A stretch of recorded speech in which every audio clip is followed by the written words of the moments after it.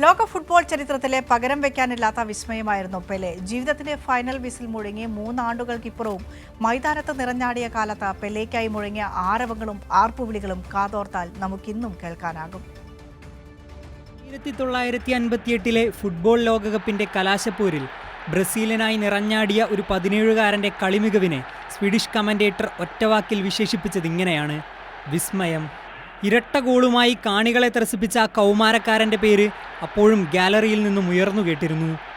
അസ്തമിക്കാത്ത ആർപ്പുവിളികൾക്കൊടുവിൽ ലോക ഫുട്ബോൾ ചരിത്രം ഒന്നാകെ ആ രണ്ടക്ഷരത്തിലേക്ക് ചുരുങ്ങി: പെലെ.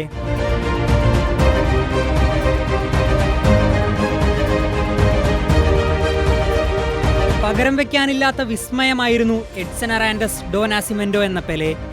ഫുട്ബോളിനെ വെറുമൊരു കായിക വിനോദത്തിൽ നിന്നും ലോകത്തെ ഏറ്റവും മനോഹരമായ കലയായി പരിവർത്തിപ്പിച്ച അതുല്യ കലാകാരൻ.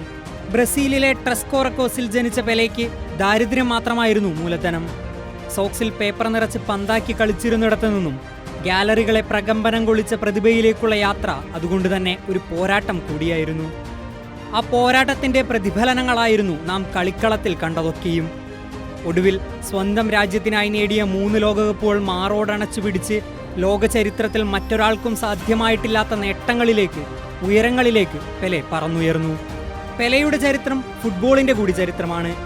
പെലെ എന്ന രണ്ടക്ഷരം കൊണ്ട് നമുക്ക് ഫുട്ബോൾ എന്ന ലോക കായിക മാമാങ്കത്തെ അടയാളപ്പെടുത്താനാകും. കളിക്കളത്തിൽ നിന്നും വിരമിച്ചിട്ടും പതിറ്റാണ്ടുകളോളം കാൽപന്ത് കളിയുടെ പര്യായമായി പെലെ നിലകൊണ്ടതും അതുകൊണ്ട് തന്നെയാണ്. ഒടുവിൽ ജീവിതത്തിന്റെ ടച്ച് ലൈനും കടന്ന് ഫുട്ബോൾ ദൈവം മുന്നോട്ട് നീങ്ങിയപ്പോൾ അവസാനിക്കാത്ത ആർപ്പുവിളികളും അലയൊലികളും നമ്മുടെ കണ്ണുകളെയും കാതുകളെയും ഇന്നും ത്രസിപ്പിച്ചുകൊണ്ടിരിക്കുന്നു. Sports desk, Kairali news.